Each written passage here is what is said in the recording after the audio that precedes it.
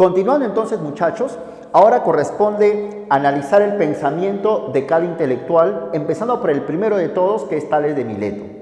Este periodo es llamado periodo cosmológico, pero también es denominado periodo presocrático. Cosmológico por una cuestión temática, presocrático por un aspecto histórico, si se quiere, temporal. Se llama cosmológico porque de una u otra manera todas esas personas, Tales, Pitágoras, Demócrito, intentan explicar el orden que presenta el mundo. La palabra cosmos es una palabra griega que significa orden, armonía. Entonces, como les comenté, y ya creo que varias veces, los griegos, y no por ser filósofos, sino en general, era una suerte de cosmovisión griega, concebían al mundo de manera ordenada, de manera armoniosa. Entonces, todo lo que tiene un orden parte de algo, pero no solo eso, sino que todo lo que tiene un orden culmina en algo.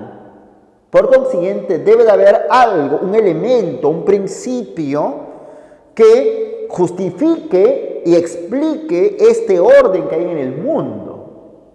Antes de seguir avanzando, es importante aclarar algunas cosas, ¿ya? Miren, esta realidad que nos rodea, que vemos y que podemos captar con los sentidos, se denomina realidad física, así, con F, física.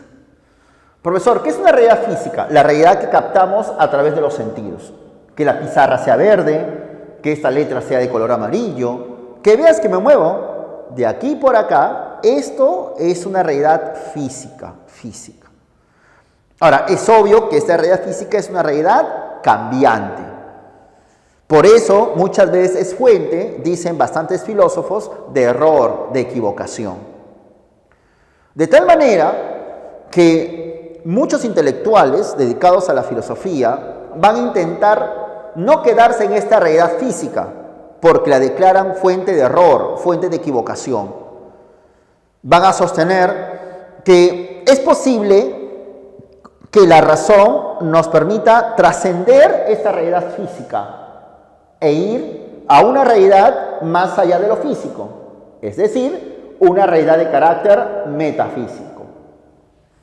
De tal manera que poco a poco los filósofos, con el empleo de su razón, van a ir ejercitando la razón para intentar trascender el ámbito físico, con el propósito de encontrar conocimientos más seguros que los conocimientos que nos ofrecería esta realidad física. Si quizás esta conversación te parezca algo compleja, te aseguro que con el avance de nuestras reuniones y la conversación de ahora, te darás cuenta a qué me refiero con parte física y parte metafísica. Por ahora, dejemos que la cuestión física es la cuestión que vemos, que podemos captar de modo inmediato y que consiste en cosas cambiantes. Pero muchos pensadores consideran que más allá de la cuestión física hay otra realidad. Y cuando digo más allá no significa que me voy a caminar a otro sitio o que voy a otra aula, no, sino que la razón me permite indicar que más allá hay algo. Si quieres te pongo un ejemplo. Que yo diga, por ejemplo, de que esto sea verde es una cuestión física. Pero viene Demócrito de Abdera, por ejemplo, y Demócrito dice, no, profesor Ortega, esto está hecho de átomos que se mueven en espacios vacíos. Aquí hay átomos, acá dentro de esto hay átomos. Claro que los átomos, diría Demócrito, no se ven, no se tocan. Lo que vemos y tocamos son fenómenos físicos, el color y la superficie lisa. Pero decir que acá hay átomos implica trascender con la razón el ámbito físico. Entonces, cuando yo trasciendo lo físico, estoy haciendo metafísica, diría Demócrito. ¿De acuerdo? Poco a poco iremos viendo eso, ¿ya? Pero por ahora lo dejamos así. Ahora, también yo me acuerdo que habíamos dicho hace unos momentos que a los griegos les gustaba mucho la vida en comunidad, en colectividad. Por eso es que los griegos fundan escuelas, como lo ves aquí. La escuela Milesia, por el lugar, Mileto, Tales, Anaximandro y Anaxímenes son sus representantes. Se dice que Tales fue maestro de Anaximandro y Anaximandro fue maestro de Anaxímenes. también llamada escuela jonia, la escuela pitagórica, obviamente fundada por el filósofo Pitágoras de Samos, la escuela eleática, porque el lugar se llama Elea, que queda en Italia, Parménides y Zenón de Elea, y la escuela atomista, fundada por Leucipo de Mileto y Demócrito de Abdera. Ellos van a desarrollar la famosa teoría de los átomos de manera metafísica. ¿Está bien? Ahora, pero también estos intelectuales, como te das cuenta son bastantes, se pueden clasificar en pensadores monistas y en pensadores pluralistas. Los filósofos monistas consideran que el principio es uno, solamente hay un principio. Por ejemplo, Tales dice que es el agua, un principio. ¿Está bien? Está Tales, Anaximandro, que decía que el principio es el apeirón, Anaxímenes, el aire, Pitágoras, el número y el uno como primer número, Heráclito, representado el principio como el fuego, Genófanes, que identificaba a la naturaleza o la tierra como el principio, Parménides y Zenón de Elea, que consideraban de que el principio es uno inmutable e inmóvil, que los historiadores de la filosofía le llaman ser. Pero también están los pluralistas. Creo que no ya es obvio, ¿no, chicos? Pluralista significa de que el principio no es uno, sino varios. Hay varios elementos constitutivos de la naturaleza. Empédocles, que hablaba de 4 raíces que al combinarse genera todo. Anaxágoras, que habla de la infinita cantidad de semillas. Y también Leucipo y Demócrito, ya mencionados hace un ratito, que hablaban pues de que las cosas están hechas de una infinita cantidad de átomos. ¿De acuerdo? Ahora, si tú te das cuenta, estamos hablando acerca de, vamos a decirlo así en sencillo, de qué está hecho, ¿no es cierto? Está hecho el mundo de un principio o de varios principios. Entonces, ese principio en griego significa argé. Entonces, el periodo cosmológico es aquel periodo en el cual los intelectuales buscan un principio, un argé, algo, un elemento primario que de donde provienen y culminan todas las cosas, pero ese principio no es algo que se comprende con los ojos ni con las manos, se comprende con la razón. Me explico.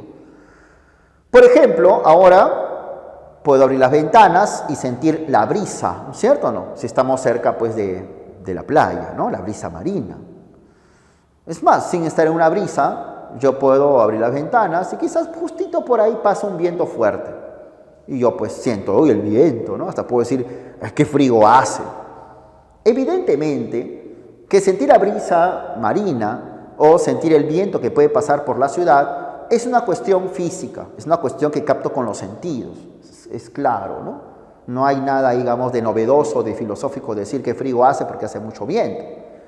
Pero si comienzo a reflexionar y llego a la conclusión, mira cómo cierro mis ojos cuando reflexiono, y llego a la conclusión de que todos los fenómenos de la naturaleza provienen del aire, y el aire en su dinamismo produce todo lo que veo, entonces estoy descubriendo al aire ya no como una cuestión cotidiana de que hace frío porque hay mucho viento, sino estoy descubriendo al aire como el principio de la naturaleza. Todas las cosas provienen del aire y al acabarse se disuelven y culminan en el aire. Entonces, descubrir al aire como principio evidentemente es filosofía. Evidentemente estoy empleando la razón, mira cómo cierro mis ojos y recalco eso, y de esa manera estoy intentando presentar al aire como el elemento fundamental, el principio, el arjé de todas las cosas. ¿Te das cuenta, no? Entonces, cuando se habla de principio, estamos hablando de aquel elemento que la razón descubre como aquel constitutivo y fundamental de toda la naturaleza, o si quieres, de toda la realidad.